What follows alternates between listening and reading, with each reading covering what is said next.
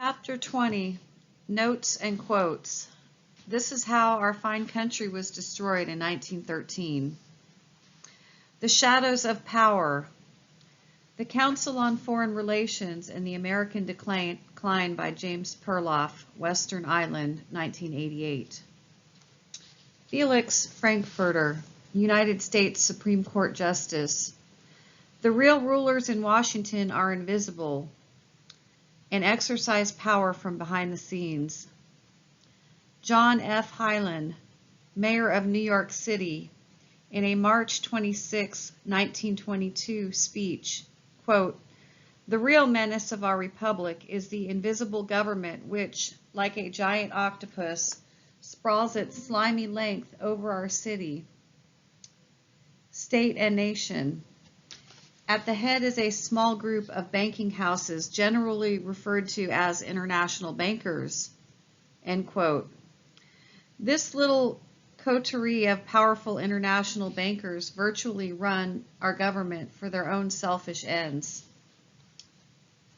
President Franklin Delano Roosevelt, September 21st, 1933.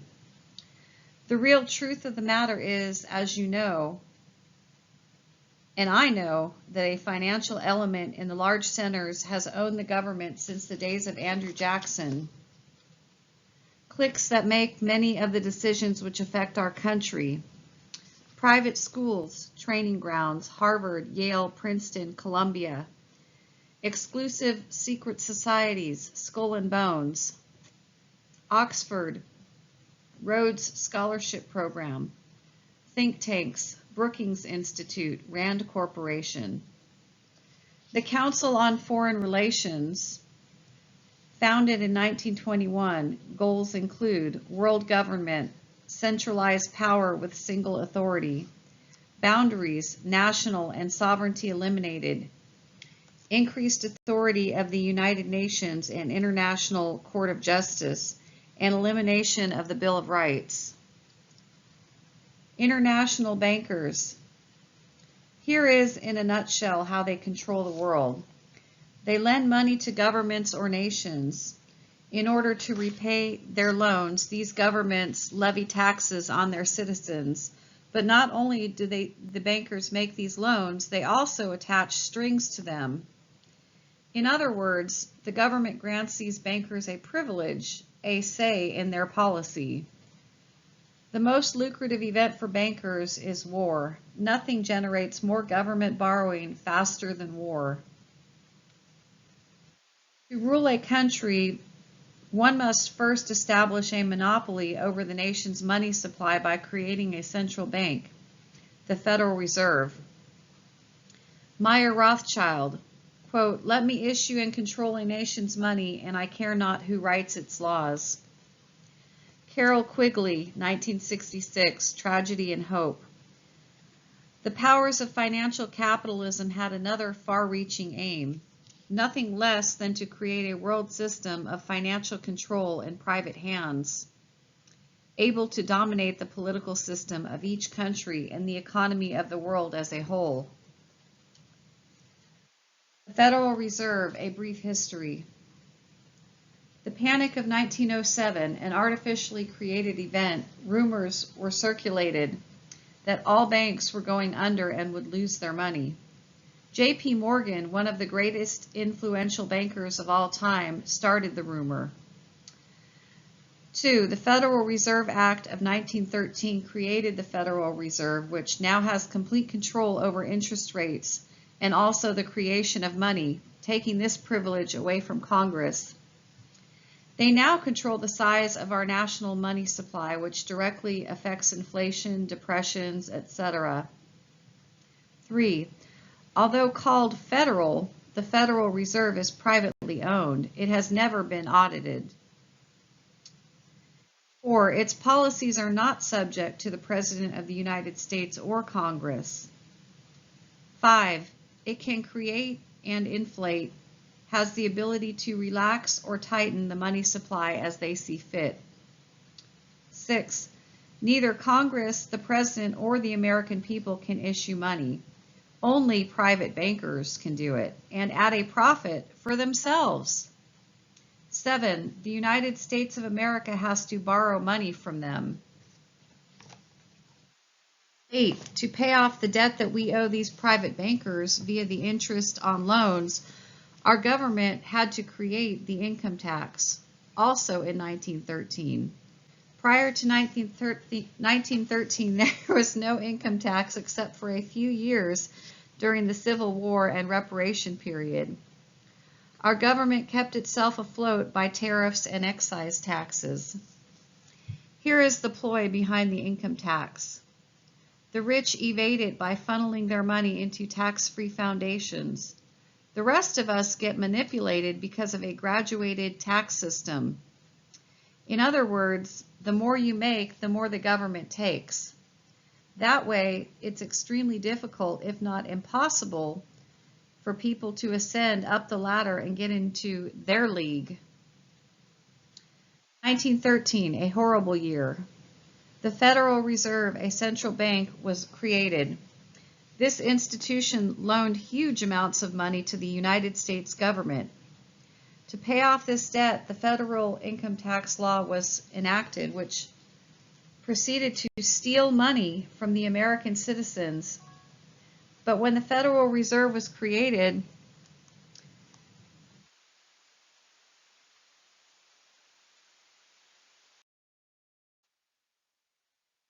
in 1913, they needed to find a reason for our government to start borrowing money from them. They found or created a reason very shortly thereafter. World War I began in 1914. President Woodrow Wilson, 1913. The New Freedom. Some of the biggest men in the United States in the field of commerce and manufacturing are afraid of something. They know that there is a power somewhere so organized, so subtle, so watchful, so interlocked, so complete, so pervasive, that they had better not speak above their breath when they speak in condemnation of it. Karl Marx said in the Communist Manifesto that a graduated income tax and a central bank were essential to the formation of a communist government. World War I. International bankers profited immensely from it. Banker Bernard Baruch's profits totaled $200 million. Also, shortly after World War I ended, the League of Nations, a predecessor to the United Nations, was formed. Tactics of the international bankers. Our nation's original constitution was written to keep the government out of our hair. This was called a laissez-faire policy. Government had little or no influence on business, education, religion, or other aspects of our lives. We practiced free enterprise, which meant there was a competition. With this philosophy in practice, everyone had a chance to make it to the top. But then the monopolist entered the picture. In the late 1800s, John D. Rockefeller, J.P. Morgan, and others, and they eliminated competition. John D. Rockefeller even said competition is a sin. They wanted to be able to call the shots via governments, banks, and business institutions that were already bought and paid for or controlled. Think about all the monopolies our government runs: education, money, Federal Reserve, post office, NASA, military, court systems, taxation, etc. Our government is a monopoly. Thus, regulation, socialism, and communism are all graduated forms of monopoly. The stock market crash of 1929 wasn't an accident. From 1923 to 1929, the Federal Reserve expanded the money supply 62%. Think what would happen today if the money supply were expanded 62%. Think what would happen if the money were expanded 62% again. Congressman Charles Lindbergh, 1913, from now on, depressions will be scientifically created. Louis McFadden, chairman of the House Banking Committee, describing the Great Depression. It was not accidental. It was a carefully contrived occurrence. The international bankers sought to bring about a condition of despair here so that they might emerge as rulers of us all.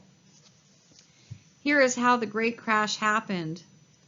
1. Plenty of money was made readily available. 2. With lots of money floating around, people bought stocks. The Roaring Twenties were a time of great prosperity after World War I. 3. The stocks everyone bought, however, were issued as 24-hour call loans, which meant the money had to be repaid in 24 hours if it was called for. 4. So the New York financiers started calling in all their loans at once. 5. Stockbrokers and customers had to dump their stocks to pay their loans. 6. The stock market collapsed, which caused a banking catastrophe. 7. All the banks that were not part of the cabal also had to pay their call claims, which exhausted their money supplies and caused them to go under. 8. Only the small investors, not the insiders, were destroyed. 9. Paul Warburg, who founded the Federal Reserve, tipped off all the money barons, J.D. Rockefeller, Bernard Baruch, Joe Kennedy, etc., before the collapse occurred. 10. All of these men got out of the market before it crashed, selling their stocks while the prices were still high. 11. Then, when the market collapsed and all the stocks were at rock bottom prices because everyone was broke, they strolled in and bought all of them. This is when their real power began. 12. Joe Kennedy's fortune went from $4 million in 1929 to $100 million in 1935. World War I. This war was devised to get the United States involved in a world conflict and thus to borrow huge amounts of money. To do this, the Lusitania was deliberately allowed to be sunk by the Germans. 128 Americans died in the process, raising our cockles and guaranteeing that we'd enter the fray. Joseph Kenworthy, British Naval Intelligence, quote, "The Lusitania was deliberately sent at a considerably reduced speed into an area where a U-boat was known to be waiting and with her escorts withdrawn," end quote. This was after the British had already cracked Germany's naval code and knew exactly where all their U-boats were located. The Federal Reserve Conspiracy by Anthony Sutton, CPA Book Publishers, 1995. Jekyll Island Meeting, 1910. Here is where the idea of a Federal Reserve Bank was conceived. But if any of the Wall Street names became associated with a central bank, the Federal Reserve Bill would surely be labeled with a kiss of death by the American people. Americans at that time were strongly opposed to the concept of a central bank. So it was formed in such a way that it seemed like bankers opposed it publicly, but actually they were the ones who designed and promoted it. They were so sneaky, even Woodrow Wilson actually thought he was signing a bill that took financial power away from the Wall Street financiers. Paul Warburg, if anyone asked, quote, "Who were the people who did this?" end quote, his name would be the first on the list. Our Federal Reserve Bank was modeled after the German Reichsbank. The Panic of 1907, created by the Standard Oil crowd. These were the same people who were running the show all along. John D. Rockefeller, J.P. Morgan, etc. In other words, those who benefited most from the panic after a central bank was created were the same persons who caused the disaster. Jekyll Island Meeting attendees. Senator Nelson Aldrich, father-in-law of John D. Rockefeller. Paul Warburg, German banker, founder of Kuhn Loeb and the Federal Reserve. Henry P. Davison, J.P. Morgan. Benjamin Strong, Bankers Trust. Frank Vanderlip, National City Bank. Charles D. Norton, First National Bank. Woodrow Wilson, 2/3 of his total campaign funds came from just 7 people. New World Order, a study in the hegemony of parasitism by Eustace Mullins, Ezra Pound Institute of Civilization, 1985. League of Nations, a front for the real conspirators, had its origins in three institutions: the RIAA, Royal Institute of International Affairs, the Council on Foreign Relations, and the House of Rothschild. John Moody, McClure's Magazine, August 1911, quote, "7 men in Wall Street now control a great share of the fundamental industry and resources in the United States," end quote. The names he included were J.P. Morgan, John D. Rockefeller, and Jacob Schiff. Jekyll Island. All of the financiers were emissaries of Baron Alfred Rothschild, who commissioned them to create a central bank modeled after the Reichsbank, the Bank of England, and the Bank of France, all of which were controlled by the House of Rothschild. 6 New York banks bought controlling interest in the Federal Reserve Bank in New York. Even as late as 1983, only 5 banks held 53% of all shares. These 5 are Citibank, Chase Manhattan, Morgan Guaranty Trust, Manhattan Hanover, and Chemical Bank. America is ruled by 5 banks. A quote from the author: "The world order rulers, through a simple technique, divide and conquer every natural or unnatural disaster among people. Every occasion for hatred or greed is exploited and exacerbated to the limit. The polarization of racial and ethnic groups in the United States is accelerated by a flood of government decrees originating in foundation studies, which are designed solely to set American against American. Only in this way can the world order maintain its iron grip on the daily lives of the people. The world order also rules by the principle of 1984. No groups of 2 or more people are allowed to gather unless the world order has a representative present." Quote, "The world order adopted the Hegelian dialect, which regards the world as power and the world as reality. It denies all other powers and all other realities. It functions on the principle of thesis, antithesis, and a synthesis, which results when the thesis and the antithesis are thrown against each other for a predetermined outcome. The world order organizes and finances Jewish groups. It then organizes and finances anti-Jewish groups. It organizes communist groups.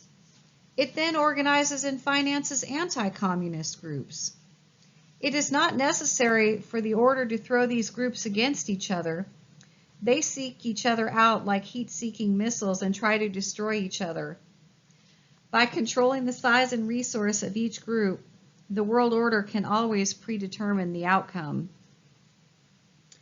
Quote, "A distinguishing trait of a member of the world order, although it may not be admitted, is that he does not believe in anything but the world order. Another distinguishing trait is his absolute contempt for anyone who actually believes in the tenets of communism, Zionism, Christianity, or any national, religious, or fraternal group, although the order has its members in controlling positions in all of these groups. If you are a sincere Christian, Zionist, or Muslim, the order regards you as a moron, unworthy of respect. You can and will be used, but you will never be respected." Pawns in the Game by William Guy Carr, Omni Christian Book Club. Jekyll Island, Georgia. The hideaway where the bankers met was owned by J.P. Morgan. When they met, they were called the First Name Group, because all the attendees were only allowed to be called by their first names or code names while addressing each other. Federal Reserve Act joined American and European bankers so they could more easily bring about World War I in 1914. This war was fought to enable the international conspirators a better opportunity to start the Russian Bolshevik Revolution in 1917. It was the same with the English Revolution in 1640, the French Revolution in 1789, and the American Civil War in 1860. Federal Reserve System, 12 total banks by 1946. That year, their reserves totaled $45 billion. During World War II alone, they made $42 billion in profits. Vladimir Lenin, the best revolutionary is a youth devoid of morals. 1912, the international bankers and the Grand Orient Lodge of Freemasonry met in Switzerland, where they decided to have Archduke Francis Ferdinand assassinated to start World War I. New World Order, The Ancient Plan of Secret Societies by William T. Still, Huntington House Press, 1990. Financiers of Bolshevik Revolution. Max Warburg, brother of Paul Warburg, who founded the Federal Reserve. He was also the head of the German secret police during World War I. J.P. Morgan and Company. Rockefeller Oil Company. Alfred Milner Rothschild. Jacob Schiff invested $20 million. Carroll Quigley, 1966, Tragedy and Hope. The history of the last century shows that the advice given to government by bankers was consistently good for bankers, but was often disastrous for governments, businessmen, and the people generally. Vladimir Lenin, quote, establishing a central bank is 90% of making a country communist, end quote. Panic of 1907. Results. The insiders made a financial killing. And 2, it created the need for a central bank. Federal Reserve Act. Results. It granted control to privately owned central banks in regard to interest rates and the size of the national money supply. 1971. New York Times Magazine. Congressman Louis McFadden, chairman of the House Committee on Banking and Currency from 1920 to 1931. The Federal Reserve Act brought about a superstate controlled by international bankers and international industrialists together to enslave the world for their own pleasure. We have 2 governments in this country. One is elected, and the other is an independent, uncontrolled government of the Federal Reserve. Have you ever wondered about the national debt? To whom we owe this money? The answer, we owe it to the banks that participate in and control the Federal Reserve System. A quote from the author, more than half of what Americans pay in federal income taxes goes into the pockets of bankers via interest payments. It is clear that the United States is literally at the mercy of a huge private monopoly controlled by a handful of undetected men. End quote. The Black Hand. The group of people who assassinated Archduke Ferdinand, among others. They were a revolutionary organization affiliated with Freemasonry. W. Cleon Skousen, The Naked Capitalist, 1970, quote, power from any source tends to create an appetite for additional power. It was almost inevitable that the super rich would one day aspire to control not only their own wealth, but the wealth of the whole world, end quote. Descent into Slavery by Des Griffin, Emissary Publications, 1980. The majority of government bonds are held by people who aren't even American citizens. They're international bankers. By 1900, it was estimated that half of the wealth in the entire world was controlled by the House of Rothschild. Jacob Schiff controlled Kuhn Loeb and Company, the top Rothschild agent in the United States who financed J.D. Rockefeller, Edward Harriman, the railroad magnate, and Andrew Carnegie's steel empire. He also provided $20 million directly to the Bolshevik Revolution, which spawned communism. World War I, created astronomical debts for every nation involved. Edwin Stanton, Abraham Lincoln's Secretary of War, quote, "Wars are not fought to defeat an enemy. Wars are fought to create a condition." Treaty of Versailles, Philip Snowden, British Parliament, quote, "It was not a peace treaty, but a declaration of another war," end quote. Treaty of Versailles, Lloyd George, "We have a written document that guarantees war in 20 years, end quote. An overview of what the international bankers did. They created the conditions to begin World War I. 2, they made a financial killing from that war. 3, they also financed the Bolshevik Revolution. By doing so, they took control of Russia. 4, they manipulated events to create the Treaty of Versailles, plus the Dawes and Young plans.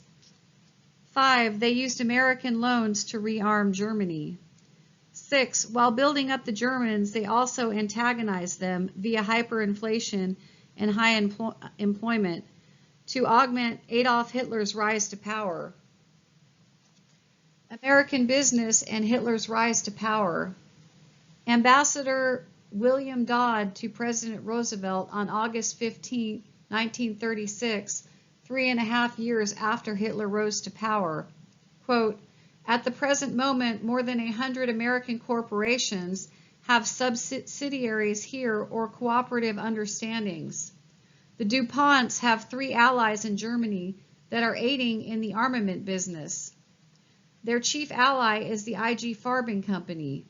The Standard Oil Company sent $2 million here in December 1933 and has made $500,000 a year helping Germans make ersatz gas for war purposes," end quote. John Swinton, editor of New York News at the annual dinner of American Press Association, 1914. "There is no such thing as an independent press in America. Not a man among you dares to utter his honest opinion. We are tools and the vassals of the rich behind the scenes. We are marionettes. These men pull the strings and we dance. Our time, our talents, our lives, and our capacities are all the property of these men. We are intellectual prostitutes," end quote.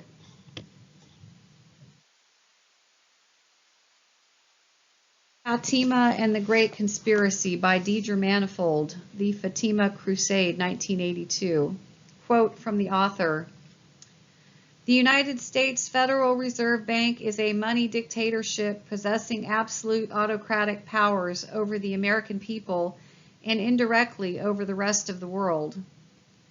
Quote from the author, "The one fear the insiders have is of being exposed, and anyone who dares such a venture can expect to be smeared, even to death," end quote.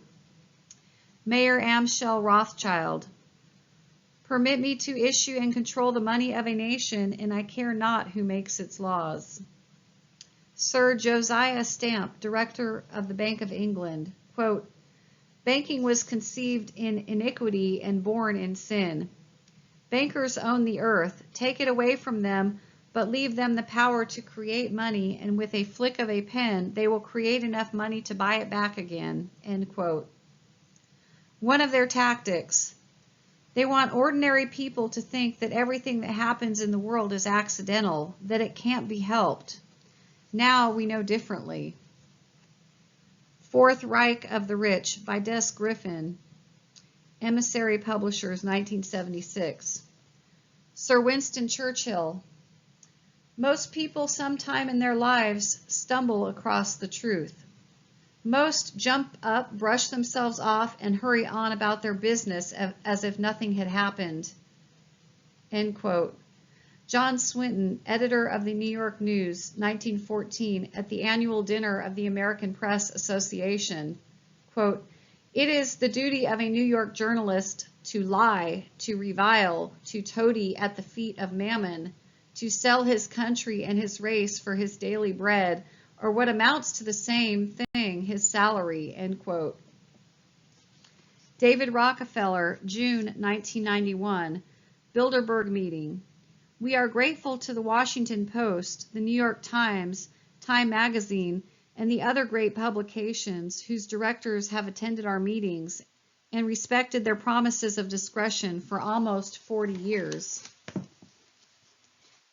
It would have been impossible for us to develop our plan for the world if we had been subject to the bright lights of publicity during those years. End quote.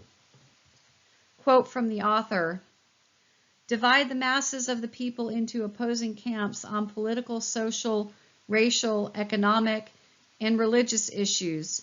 Then arm and finance those groups and encourage them to fight with each other, end quote. Paul Warburg Jr., son of Paul Warburg. Before the United States Senate, February 17, 1950, quote, we shall have world government whether or not we like it. The only question is whether world government will be achieved by conquest or consent, end quote.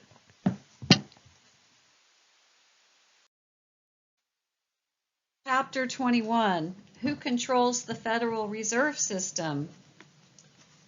Now that we know the Federal Reserve is a privately owned for-profit corporation, a natural question would be, who owns this company? Peter Kershaw provides the answer in Economic Solutions, where he lists the 10 primary shareholders in the Federal Reserve banking system. 1. The Rothschild family, London. 2. The Rothschild family, Berlin. 3. The Lazard brothers, Paris. 4. Israel Saif, Italy. 5. Kuhn Loeb and Company, Germany. 6. The Warburgs, Amsterdam.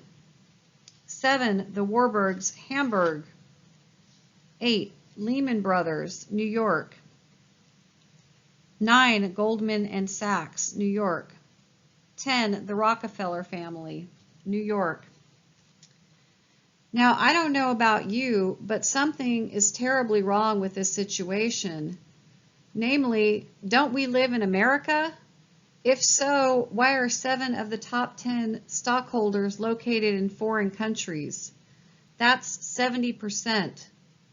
To further convey how screwed up the system is,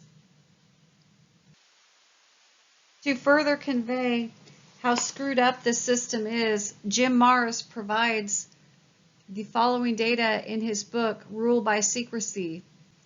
He says the Federal Reserve Bank of New York, which undeniably controls the other 11 Federal Reserve branches, is essentially controlled by 2 financial institutions.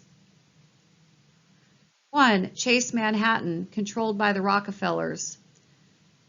6,389,445 shares, or 32.3%. 2. Citibank, 4,051,851 shares, 20.5%. Thus, these 2 entities control nearly 53% of the New York Federal Reserve Bank. Considering how many trillions of dollars are involved here, and how the bankers are way above our selected officials in Washington, D.C., do you think the above-listed banks and families have an inordinate amount of say-so in how our country is being run? The answer is blindingly apparent. Where does the money come from? We all know the Federal Reserve Corporation prints money, then lends it at interest to our government. But wait until you see what a total scam this process is. Before we get to the meat of this issue, let's remember one thing about the essence of banking. Primarily, that money should have some type of standard upon which its value is based. In the case of America, we operate on what is called a gold standard, i.e., our money is backed by gold. With that in mind, let's look at how money is actually created and at what cost. If the Treasury wants to print $1,100 bills, their total cost for ink, paper, plates, labor, etc. would be approximately $23, according to Davy Kidd in Why a Bankrupt America. If you do the math, the total cost of 10,000 bills would be $230, or 23 times 10,000.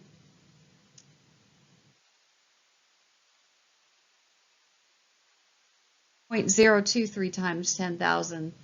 But here's the catch. 10,000 $100 bills equal 1 million. So the Federal Reserve can create $1 million, then lend it to the U.S. government with interest for a total cost of $230. That's not a bad deal, huh? The banking industry calls this process seigniorage. I call it outright theft. Why? Well, regardless of the immense profit margin, $1 million for $230, plus the huge interest payments, our government then needs to steal the American people's money to pay off their debts via a mob-like agency called the IRS. So the bankers steal from the government, then the government turns around and steals from the people. I'm no genius, but who do you think is getting screwed in this process? We are, the people at the bottom rung of the ladder. What's worse is that, now catch your breath, there's no more gold left in Fort Knox. It's all gone. In other words, the gold standard that our financial system was based on is now an illusion. We can't convert our money into gold, only other currency. The entire underlying basis for our money is now a lie, a sham. The Federal Reserve has become so arrogant that they are a literal money-making machine, creating currency out of thin air. So that's where the Fed gets their money. They literally make it, then lend it to us so they can make even more money. Money as a religion. William Grider, former assistant managing editor of the Washington Post, wrote a book in 1987 entitled Secrets of the Temple: How the Federal Reserve Runs the Country. That details how the controllers have conditioned us to accept this absurd condition. To modern minds, he writes, it seemed bizarre to think of the Federal Reserve as a religious institution. Yet the conspiracy theorists, in their own demented way, were onto something real and significant.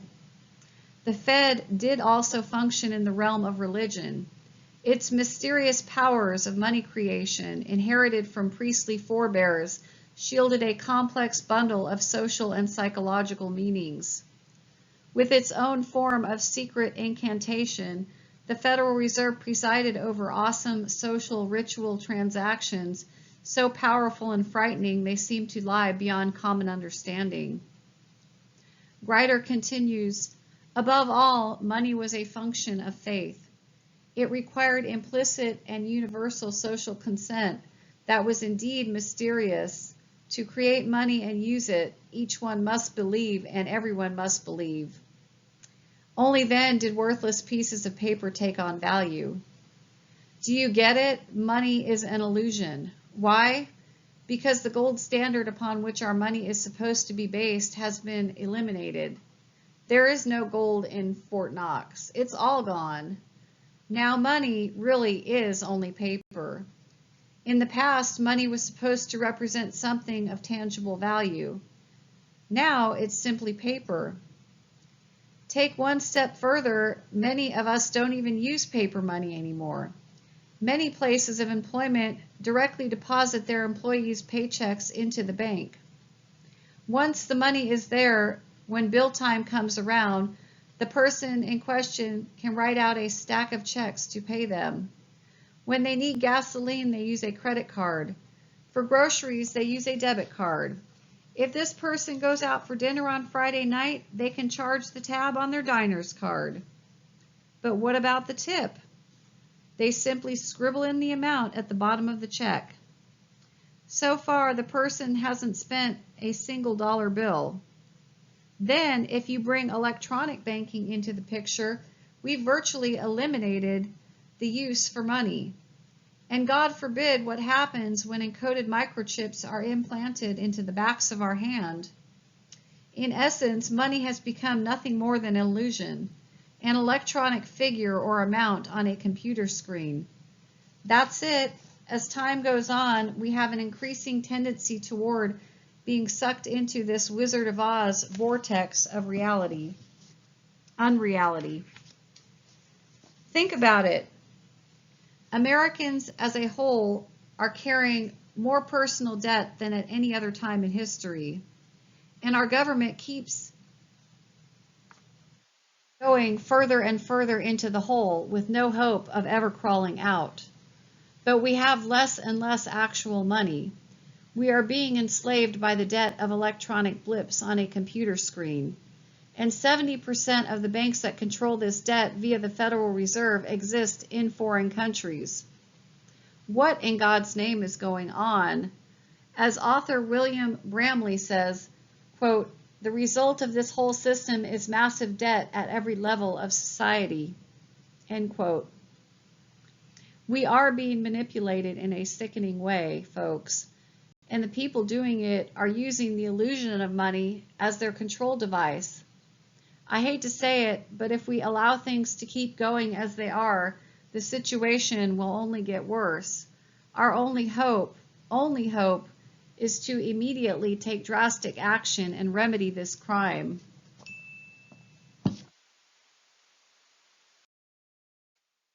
Chapter 22. The Federal Reserve System must be destroyed.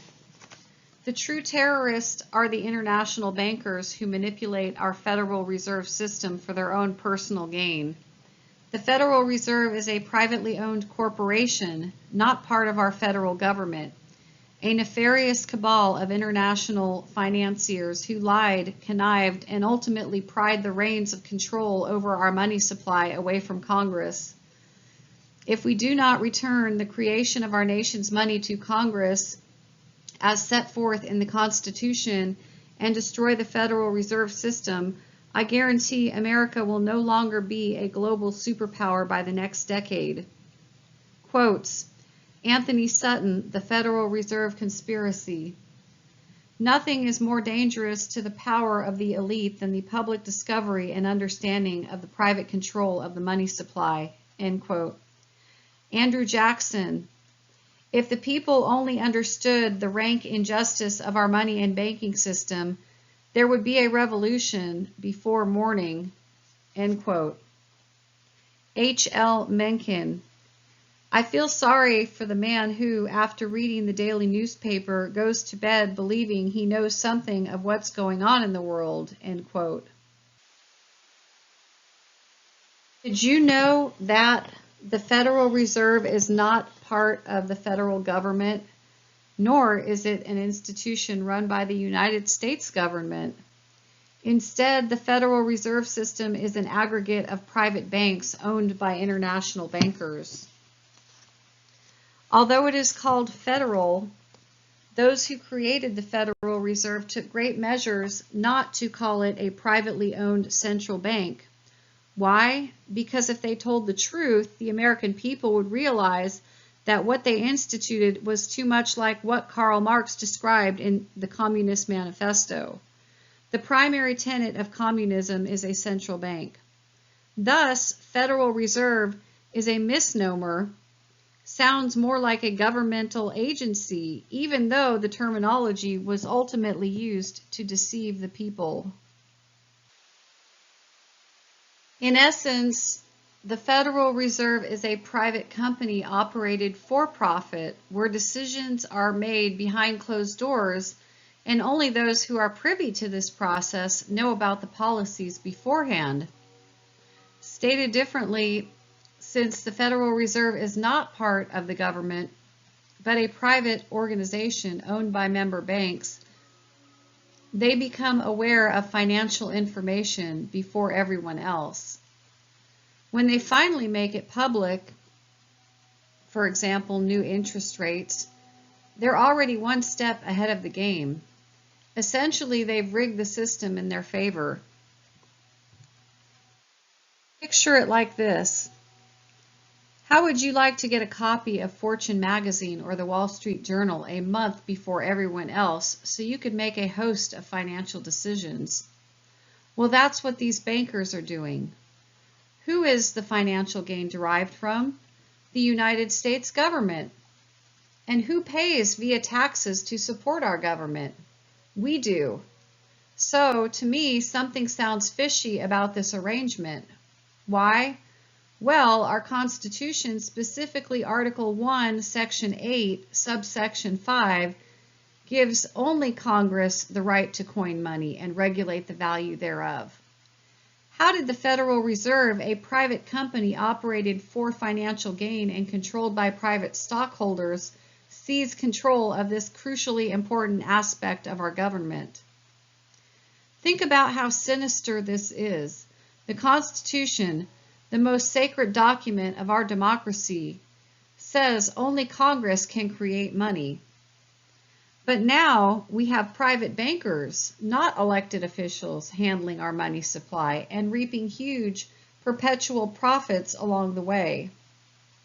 If you don't believe these facts, then take a peek at a Washington, D.C. phone book sometime. Here's what you'll find.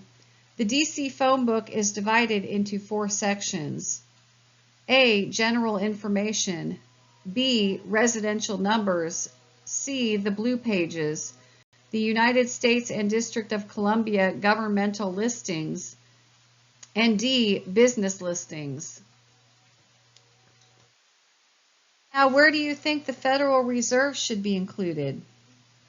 If you think it's part of the government, then it should be in Section 3, the blue pages. But no, guess where it is? Section 4, under business listings. Still not disillusioned enough? Well, how about this? The Federal Reserve has never been audited by an independent auditor, ever. How many other companies or individuals have been given such carte blanche since 1913 when it was created? In addition, Congress has never investigated the Fed. The Federal Reserve determines its own legislation and is not subject to the President or Congress. Although its board members are appointed by the President and approved by Congress. The core of them come from the inner sanctum of the Wall Street banking elite, and almost all belong to the Council on Foreign Relations. This unrestricted power gives the Fed a virtual monopoly over our financial matters, allowing them to control interest rates and the size of our national money supply. The Fed thus lends money to our government at interest and demands repayment. How does that happen?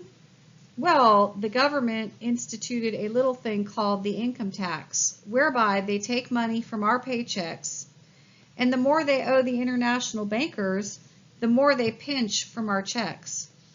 You don't believe me? Take a look at the percentage of our income that has been subject to taxation over the past 9 decades. Have taxes gone up or come down?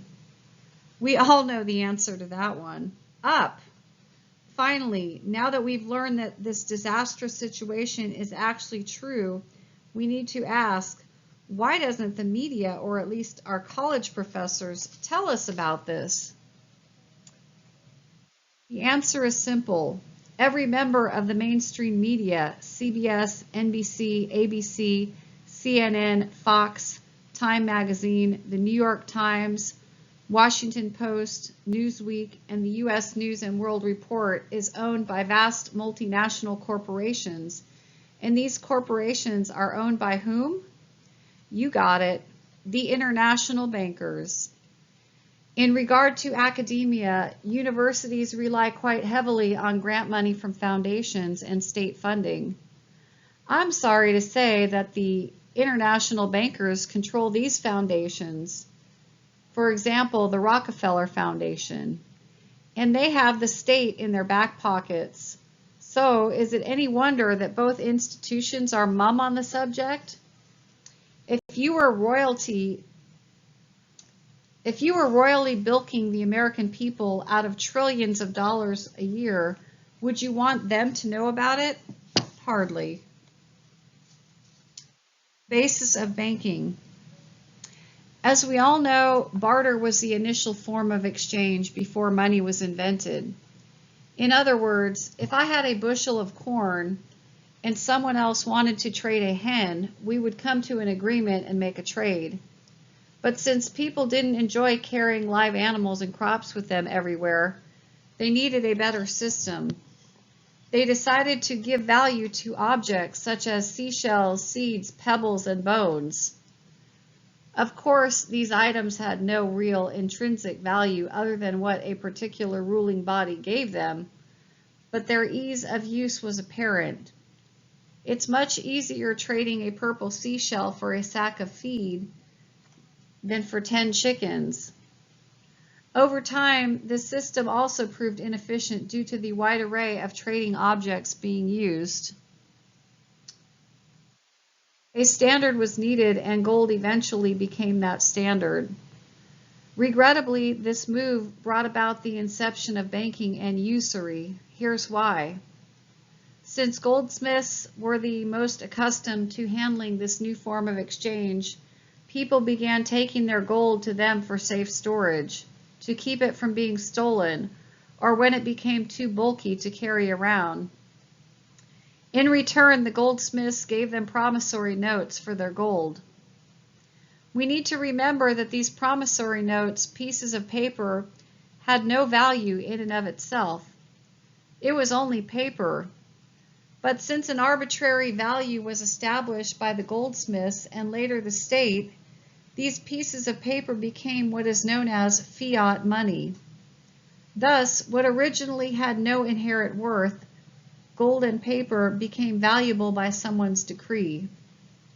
Fiat money, then, is nothing more than a promise to repay something at a later date. So, let's get back to our original thesis. Whenever a person would take their gold to a goldsmith and deposit it, they would be given notes in return specifying a certain amount of money. But rather than going back to the goldsmith every day to get a chunk of gold, people began using these notes as a form of exchange. It was much easier carrying slips of paper than huge pocketfuls of gold. The goldsmiths, who were the world's first bankers, soon realized they had tons of valuable gold sitting around, and only about 20% of the people ever came back to claim it. They were more content to keep using their paper money. What could the goldsmiths do with this other 80% of their unclaimed gold? Simple. They started making loans at interest because they knew not everyone would make a run on them and want their gold at the same time. The obvious benefit to this practice was that they could lend the majority of their accumulation and only keep a small amount on hand. In fact, for every one piece of gold they received, the bankers could issue 5 notes or loans. I'm sure you can see the catch by this point. Only one of the notes was actually backed by gold, while the other 4 had no backing whatsoever. So if you're paying interest to the depositor after he or she gives you 1 piece of gold, and the depositor banker is receiving interest on 5 loans in return at a higher interest rate, there's a definite profit margin to be made, especially if the bankers determine the interest rates. This practice is called fractional banking, and via the interest earned on their loans, the goldsmiths became very wealthy men. The major problem today is that there is no more gold left in Fort Knox. It's empty. And as we'll soon see, the entire banking money industry is based on nothing more than an illusion. Quotes: Thomas Jefferson, "I believe that banking institutions are more dangerous than standing armies." End quote. Andrew Jackson, 1833, to the shadow banking moguls. "You are a den of thieves, vipers. I intend to rout you out, and by the eternal God, I will rout you out." End quote. Andrew Jackson, "If Congress has a right under the Constitution to issue paper money, it was given to them to use by themselves, not to be delegated to individuals or corporations." End quote. Honorable Louis T. McFadden, Chairman of the Banking and Currency Committee. "We have known in this country one of the most corrupt institutions the world has ever known. I refer to the Federal Reserve Board and the Federal Reserve Banks, end quote. Reginald McKenna, Chancellor of the Exchequer of England, Chairman of the Board of Midlands Bank, to stockholders in 1924. They who control credit of the nation direct the policy of governments and hold in the hollow of their hands the destiny of the people, end quote. Dr. Carroll Quigley, history teacher, Georgetown University, and author of Tragedy and Hope. The history of the last century shows that the advice given to governments by bankers was consistently good for bankers, but was often disastrous for governments, businessmen, and the people. Dr. Carroll Quigley on the goals of international bankers. Nothing less than to create a world system of financial control in private hands, able to dominate the political system of each country and the economy of the world as a whole. End quote. Senator Barry Goldwater. Most Americans have no real understanding of the operation of the international moneylenders. The bankers want it that way, end quote. Gary Allen, none dare call it conspiracy. Using a central bank to create alternate periods of inflation, deflation, and thus whipsawing the public for vast profits has been worked out by the international bankers to an exact science, end quote. Tim Madel, The Spotlight, March 30th, 1992. Banks are businesses. Businesses have one reason for existence, profit. Everything the business does is in the pursuit of profits, end quote. American history and central banking. When this country was founded over 2 centuries ago, our founding fathers realized the importance of being free from outside influences, especially monetary ones. That is why they saw how crucial it was to print their own money instead of borrowing from the Bank of England. By engaging in such a practice, America could exist in a debt-free state rather than being controlled and in hoc to those whose tyranny they had escaped. But the European and English bankers didn't care for this decision, especially when they realized America's vast financial potential. By pursuing their independence, America was essentially cutting the aristocratic banking families of Europe out of the loop. In this vein, then, the American Revolution did not take place primarily because of taxation without representation, as we've been taught, but because the European financiers didn't want us to be able to create our own money. By eliminating them and the interest paid on their loans, we didn't allow ourselves to be enslaved by usury and debt. Thus, the American Revolution was actually a battle over who controlled our money. Regrettably, even though America became a sovereign nation, it didn't take long for the international bankers to get a foothold into our financial matters. The first Bank of North America was founded in 1781. The most disturbing aspect of this institution was that only 20% of the money used to create it came from the United States government, and 80% originated from foreign investors, namely the Rothschilds. Luckily, this bank folded in 1790 and its charter was not renewed. But the international bankers didn't give up that easily.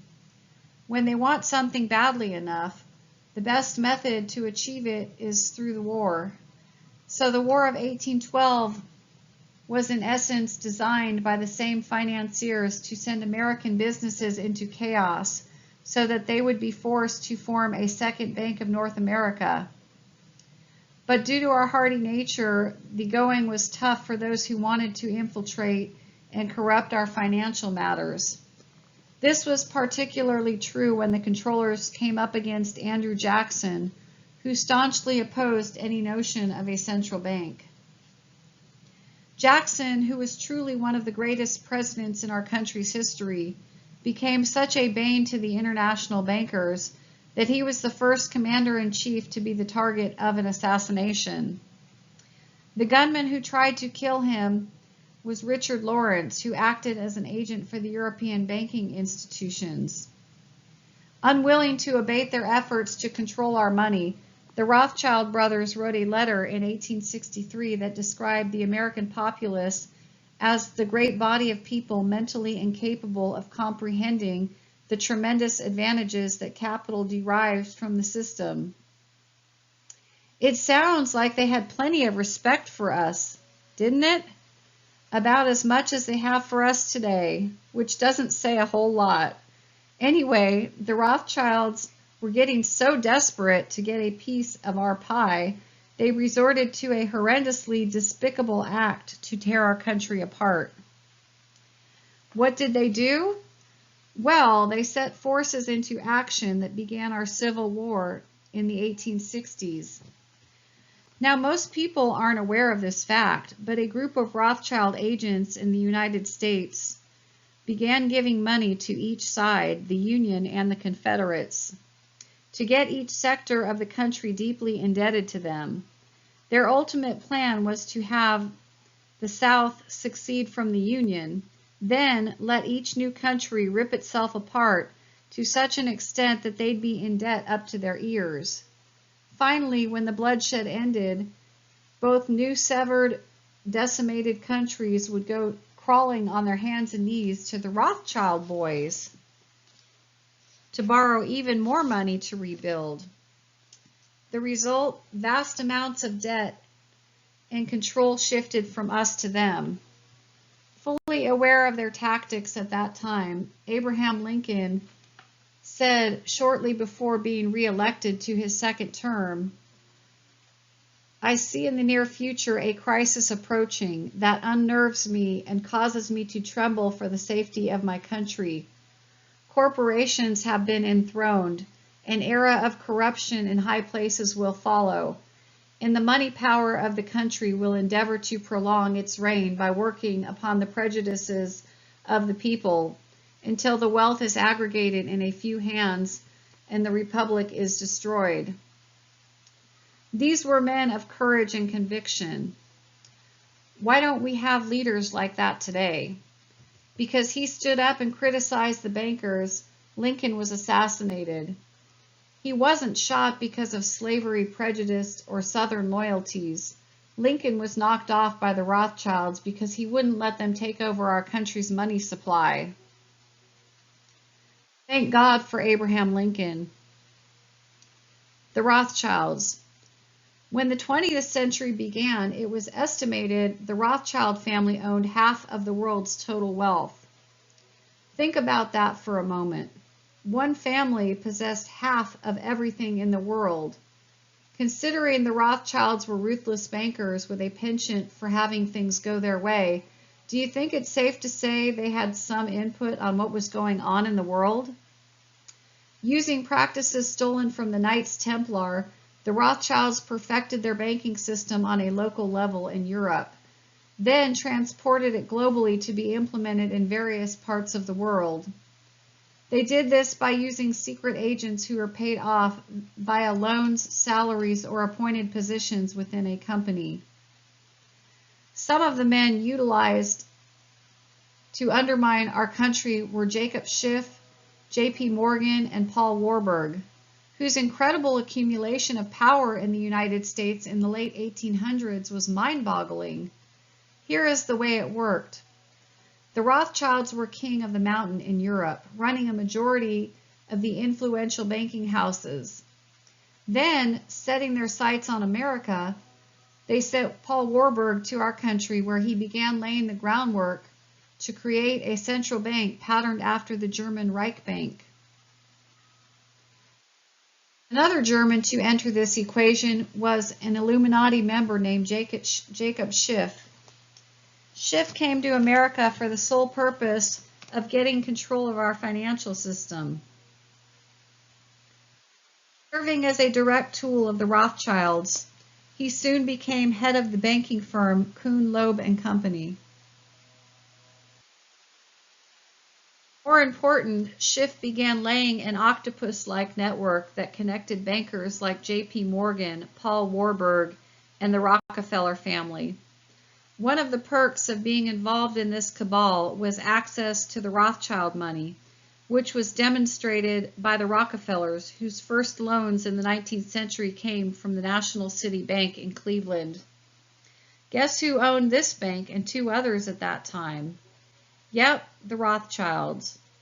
Over time, these agents, especially J.P. Morgan and Co., ran practically all the banking, oil, steel, and business that took place in America. At this point, some people may say, oh, well, that's just American capitalism at work. And, you know, I'd agree with them if everything was done above board. But these Rothschild-led agents didn't play fairly. Rules didn't matter to them. All they cared about was more power, wealth, and influence. So they manipulated industry, commerce, and especially the financial markets. A perfect example is the Panic of 1907, which was deliberately set into motion by J.P. Morgan's banks and the Rockefeller Standard Oil people. While thousands of little people lost everything, they had to this artificially created collapse. The bankers who implemented it reaped enormous rewards due to inside information and foreknowledge.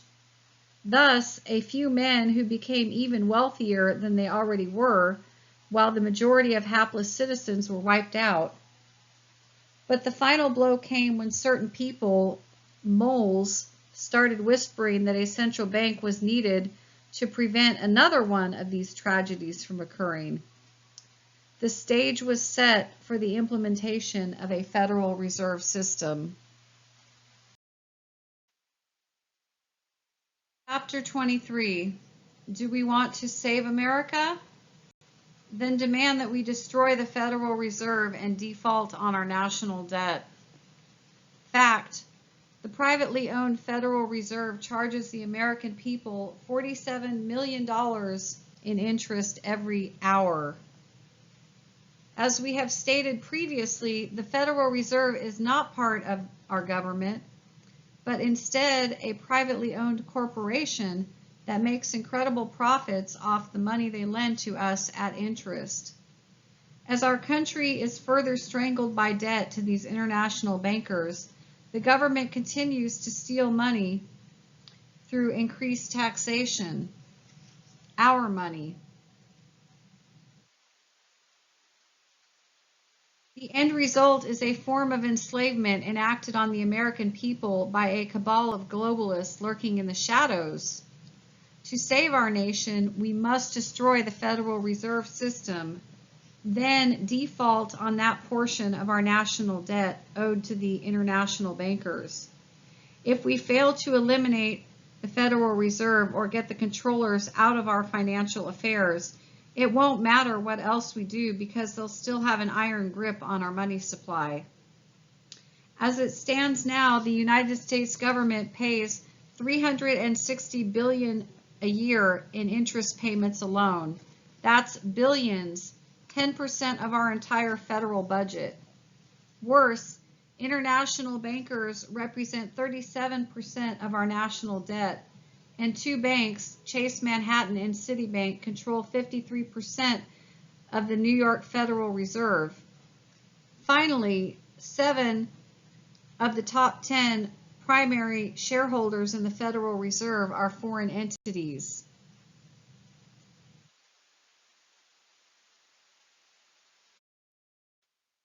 In essence, what we have are foreign bankers and two Wall Street powerhouses running our country. Do you get it? The president, Congress, and voters don't decide what takes place in the United States of America. Foreign bankers and two Fortune 500 financial corporations are in charge of our country's destiny. This is the reality of our situation. And I guarantee you, not one thing will change until we get these controllers out of our pockets. How do we accomplish this feat? First, we declare in no uncertain terms that the United States is defaulting on that portion of the national debt owed to anyone other than the American people, i.e. the international bankers. Simply say, we're not paying the interest or the principal on the money we owe you. When you think about it, what can the bankers do? If you default on your auto loan or mortgage, what happens? The bank repossesses your car or house. But if we default on our national debt, what are the controllers going to do? Repossess our country? Not a chance. The second move America needs to take is to revoke the right to create money from outside entities and return it to those to whom it constitutionally belongs, the Congress. Now, I'm no fan of Congress, but anyone is better than the group that controls our money now. The most obvious benefit of this decision is that rather than borrowing money from the international bankers, then paying exorbitant amounts of money in interest, we can coin our own money without interest. You see, usury is the key to world domination. Whenever a person or country is indebted to another entity, an element of control enters the picture. The more they owe, the less control they have over their affairs. And as it stands now, since we will never pay off our national debt, how can we realistically imagine a day when we'll have control over our own destiny? It won't happen. Not only are we enslaved through taxation to the government, our government is enslaved to the controllers via the Federal Reserve. The only solution, destroy the Federal Reserve. After we return the right to create money back to Congress, we can also eliminate the federal income tax. Don't you think it's strange that the Federal Reserve Act and the federal income tax were both enacted in the exact same year, 1913? They go hand in hand. But prior to that fateful year, there was no federal income tax. Instead, we raised money to pay our bills primarily through tariffs. Why not do the same thing today? Take a moment and try to conceive of all the products we import. If we slapped a 5% tariff on each and every one of them, we could eliminate the federal income tax without touching one social program. It's so evident, of all these products we import, how many can we make ourselves? Nearly all of them. Not only would our own domestic companies benefit from import tariffs, other countries do it. Why shouldn't we? But this transfer of production to the U.S. would strengthen our nation as a whole by reducing our dependence on foreign entities. The big question, though, is how do we destroy the Federal Reserve System? It's obvious that globalists like George Bush, Al Gore, Bill Clinton, and Christopher Dodd won't take the leadership role, nor will congressmen who are bought and sold by the political contributions to which they are beholden. There's only one other alternative. Someone of, by, and for the people needs to rally every one of us together and return the reins of power to us.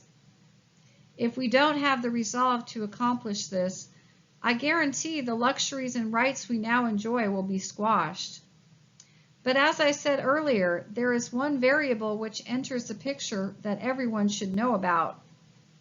When the United States defaults on its national debt, the controllers aren't going to lie down and take it without batting an eye. We are talking about billions of dollars that they bilk from us each year. This is major league money and not something they'll brush off lightly. If they can't repossess our country as banks would a house or car, what else can they do? Well, when a country gets irrevocably out of line, the controllers only have one other recourse: war. Here are some of the key secrets that aren't taught to us in history class. First of all, wars are not primarily started by the masses.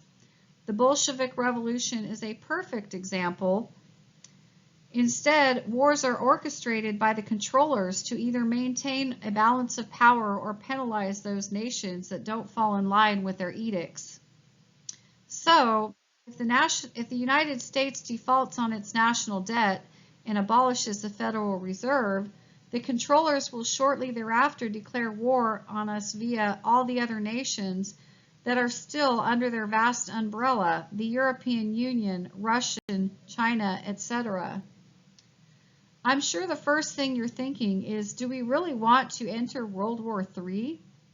Personally, I despise war as much as anyone, but what are our alternatives? To stay enslaved by the New World Order's Federal Reserve in a situation where they continue to control our entire political system? I'd rather fight than cringe, and lash out rather than wallow or hide. Right now, our political framework is completely unacceptable. We illegally select leaders to implement decisions made not in Washington, D.C., but in New York City and Europe. These policies are made at the upper echelon of the control pyramid, ultimately designed to eliminate our national sovereignty and incorporate us into their much heralded New World Order. In this vein, we need to ask ourselves how we feel about paying taxes to a world government to be used for projects in China and Zimbabwe. Does this scenario appeal to you? How about our soldiers fighting under the jurisdiction of a United Nations army that is commandeered by generals in Russia or Europe? How about a world court located in Saudi Arabia where foreigners who hate our guts convict Americans of crimes? These people would also hand down rulings detrimental to our country, and we'd have to adhere to them. The main point to remember is this: the controllers act in ways that benefit their own global interests, not our day-to-day lives. The only way to save this nation is by completely and irrevocably removing them from our political system. If we fail to do so, the United States of America as we currently know it will no longer exist. This is why we need to destroy the Federal Reserve and default on our national debt. There are no other alternatives. These bloodsuckers have placed a stranglehold around our financial necks and are slowly choking us to death. By allowing the globalist international bankers to keep shaking us down, we give them the very thing they crave the most: power and control. In essence, then, indebtedness equals subservience. We need to ask ourselves one crucial question: do we want to remain enslaved to the controllers, or are we willing to fight for our freedoms like our forefathers did?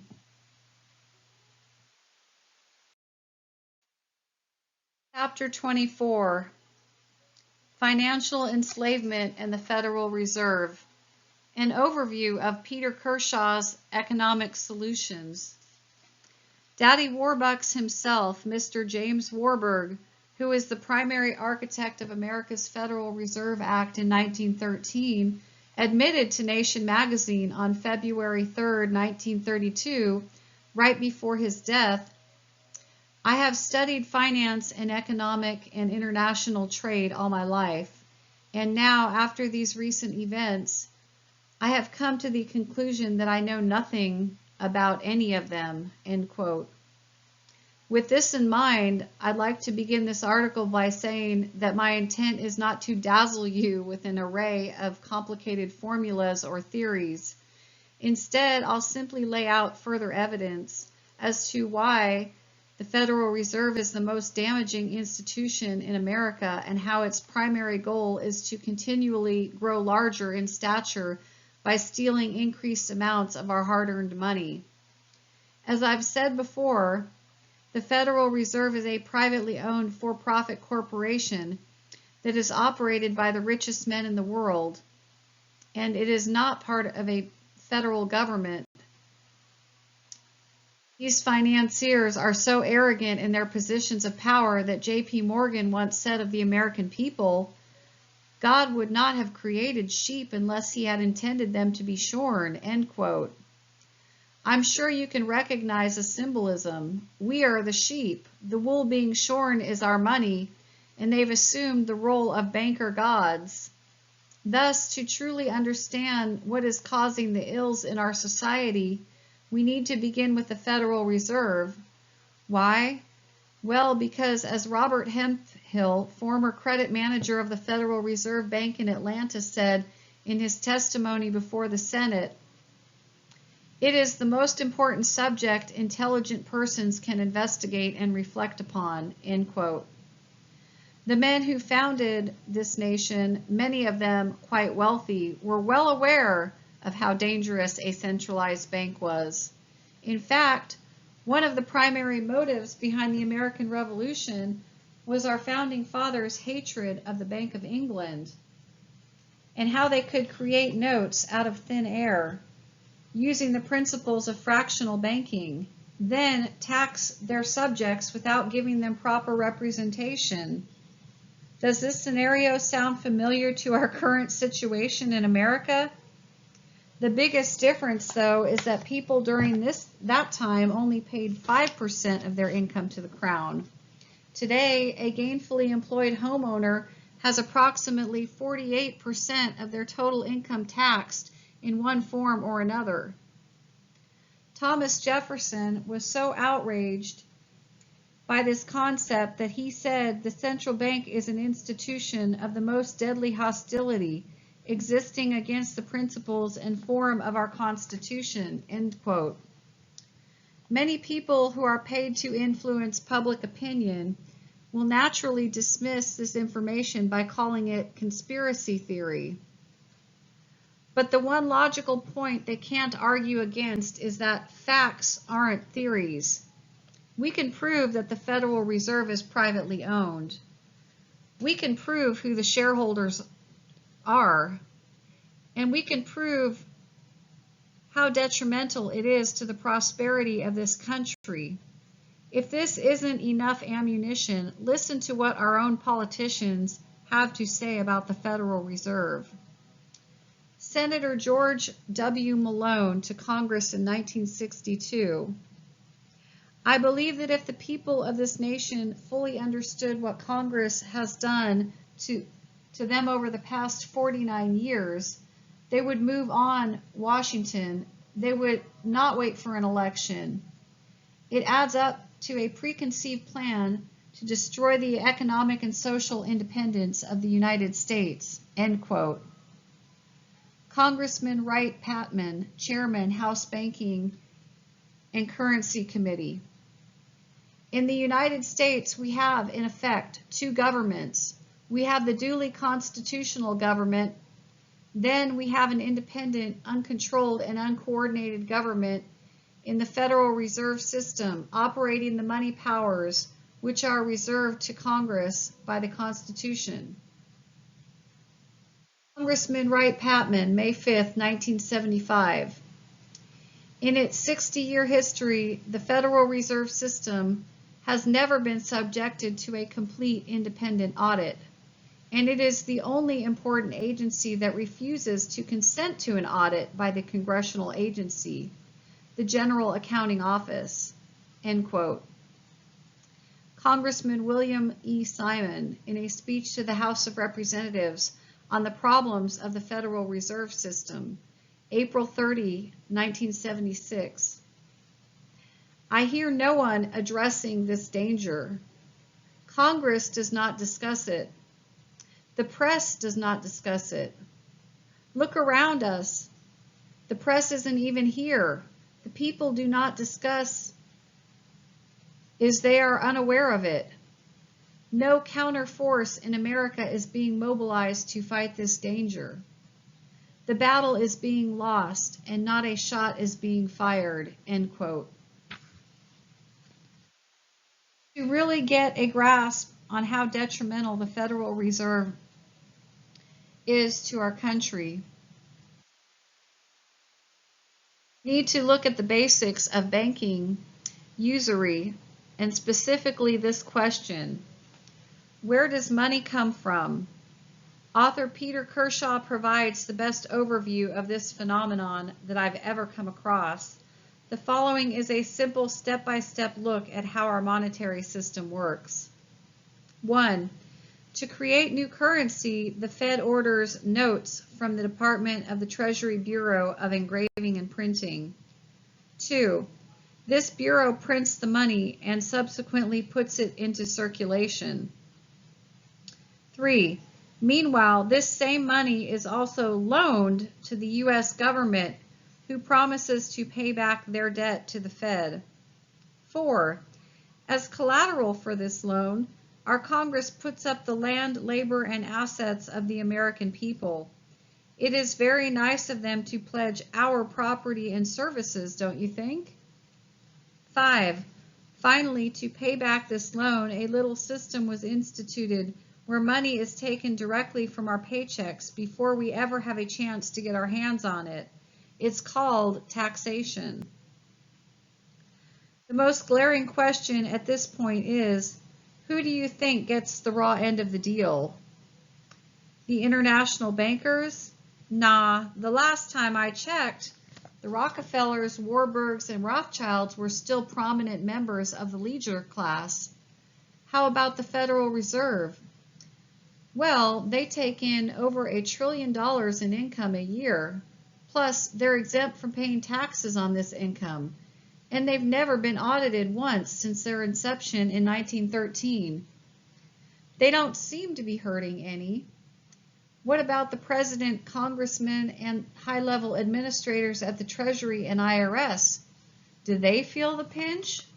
Hardly. They're all pulling six-figure salaries or more, enjoying lavish expense accounts, and have chauffeurs driving them to work every morning. So who does that leave as the scapegoat, the one who bears the brunt of funding this system? You guessed it, the American taxpayers. Do you think we should look into changing this system? I mean, there's a lot more of us than there is of them. So to continue on, the next time it is determined that we need more money in circulation, the Fed essentially creates it out of thin air, and we become the indentured servants that have to pay off these debts. What occurs is that a culture of total fiscal irresponsibility results, which, of course, is in the controller's best interest because it means we need to borrow even more money from them. How so? Well, let's look at our elected leaders in terms of simple psychology. When they borrow and spend somebody else's money and don't have to pay it back from their own pockets, what motivation do they have to be frugal? Even worse, they get paid very well to spend this money regardless of whether they successfully balance their budgets or not. If this were the business world, every one of them would be fired on the spot. And finally, to add insult to injury, these shysters even get to determine their own salaries and how much their next pay raise will be. While all this nonsense is taking place, what do? We work 40 or 50 hours a week, then get a paycheck that has been raped and pillaged by the very same people that dine on filet mignon and charge it off on their expense accounts. And as you stare in disbelief at your pay stub, can you hear them mocking laughter from Washington, D.C., New York City, and other financial centers in Europe? If you can't see it already, the system that they created is parasitical to its core. Why? Because the money that the Federal Reserve creates and puts into circulation, plus the money that is needed to pay the interest on this loan to us, comes from the same source, them. Now, the money we earn, which is taxed by the government and in turn pays the interest on our debt, ends up lowering the money supply, thus removing currency from circulation. Realizing that the money supply would slowly dwindle away to nothing if this process persisted, the international bankers came up with a solution. They implore our government and others to borrow more money. That way, they receive more interest payments and the cycle keeps repeating itself. The major difference between them and us is how our income is derived. We actually have to go out and work for our pay, while they simply skim money off the top before we ever have a chance to get our hands on it. That's a polite way of saying that they don't have to actually work for their money. Instead, a system has been created where they became fabulously wealthy without ever producing something that benefits society. If you haven't figured it out, the practice of usury does not benefit everyday people. In the end, we become so wrapped up in this vicious circle that it creates a troublesome quandary. At this specific date and time, it is now impossible to pay off our national debt because it is higher than all of the money that is currently in circulation. Do you hear what I'm saying? We can't pay it back. The entire debacle is an exercise in futility. So when you hear another politician on TV telling us how we need to raise taxes to pay off the national debt, it's an out-and-out lie. These men are nothing more than illusion spinners for the New World Order. The system has already been irrevocably destroyed, and all they are doing now is using smoke and mirrors to keep us hooked like fish on a line. As it stands now, this problem cannot be fixed within the current parameters that we have erected. And guess what? That's exactly the way the controllers want it. Why? Well, how would you like someone to be eternally indebted to you, paying interest forevermore with no hope of ever paying off the principal? Sounds like easy money to me. The question we have to ask ourselves now is, why do we even need the Federal Reserve? If we, the United States, can print our own money via the Bureau of Engraving, why should we borrow it from the international bankers? It is the most cockamamie system ever invented, yet we allow it to continue. When our country was founded, the Constitution gave only Congress the right to create money.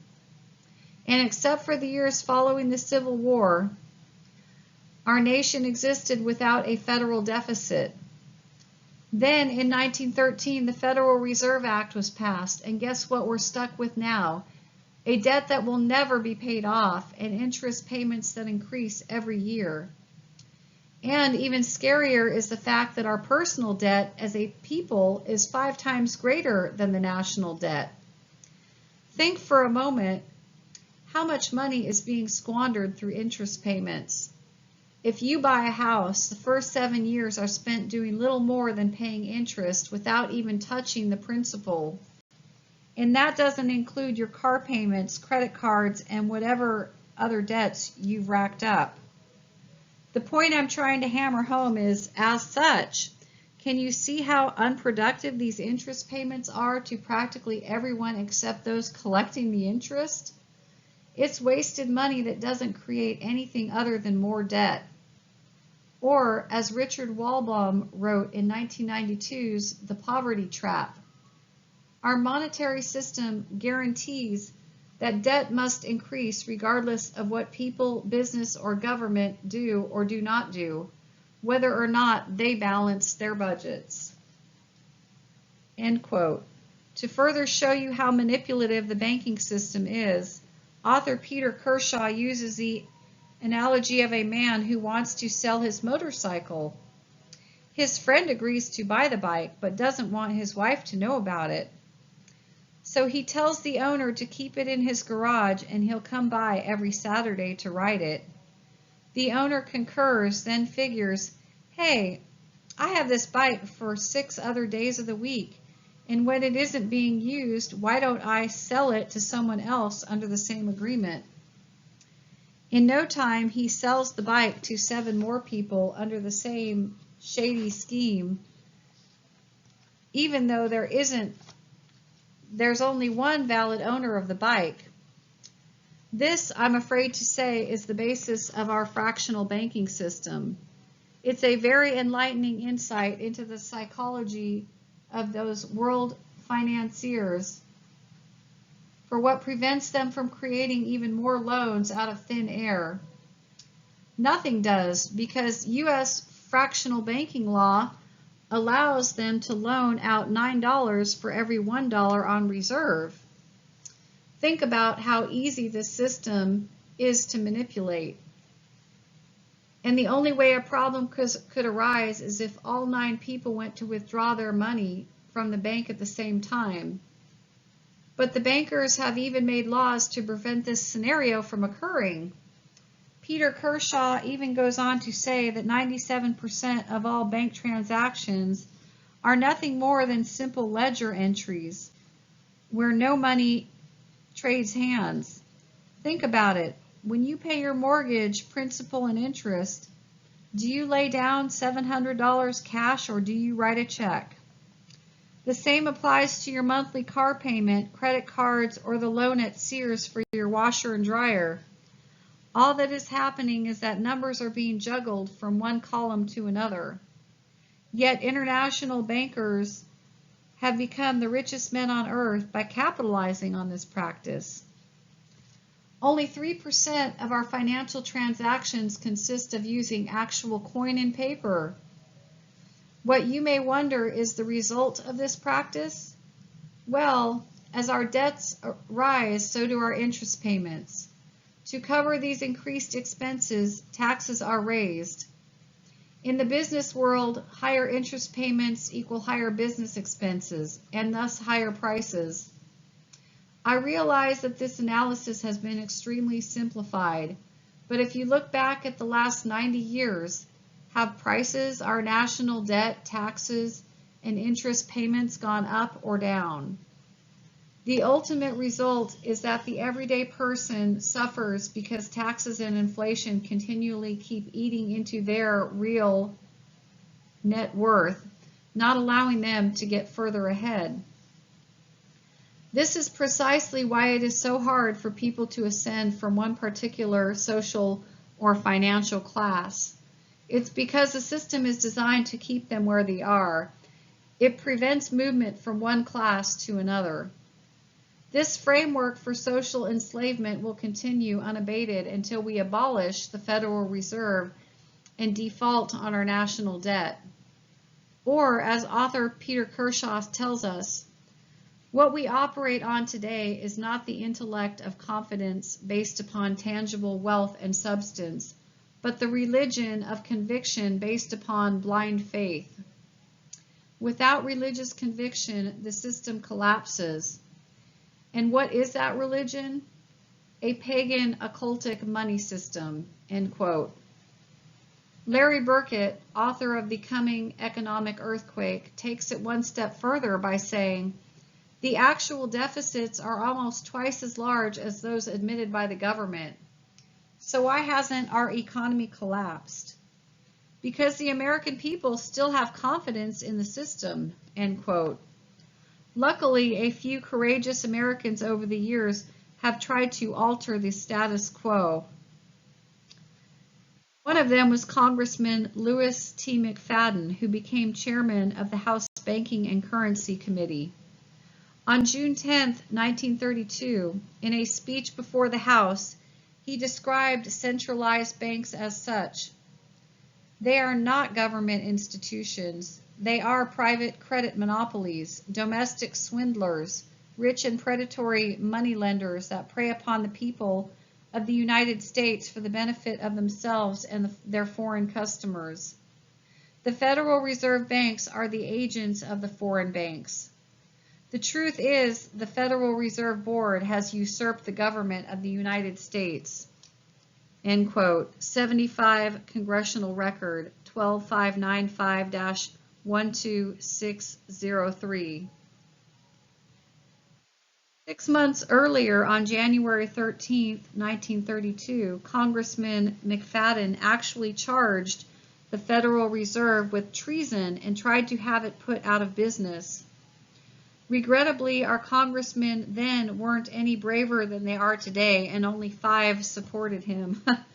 The House GOP Majority Leader even mused, Louis T. McFadden is now politically dead, end quote.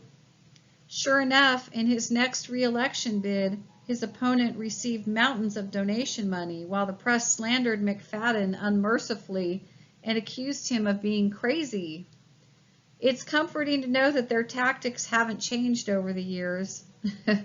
McFadden naturally lost the election and was the victim of 3 subsequent assassination attempts within the next few years. His detractors were ultimately successful when McFadden reached his demise in 1936 after being poisoned to death. James Traficant, an outspoken critic of the Federal Reserve and IRS, better watch what he eats in prison. 3 decades later, on June 4, 1963, John F. Kennedy issued Executive Order 11110, where he requested the Treasury to start printing United States notes. This money was the same as that controlled by the Federal Reserve, except that it was created debt-free. 5 months later, JFK was assassinated.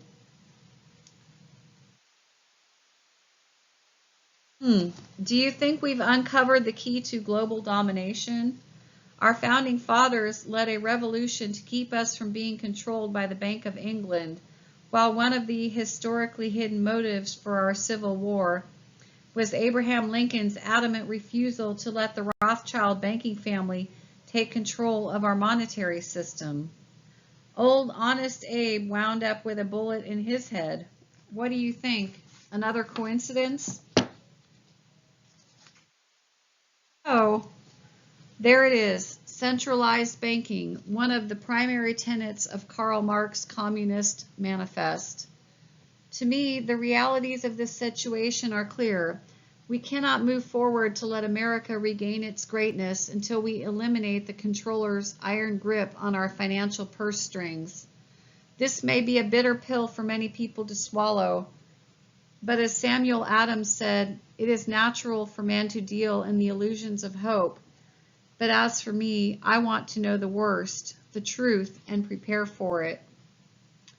Folks, the Federal Reserve is the most corrupt, debilitating, anti-American institution in this country, and that's the truth.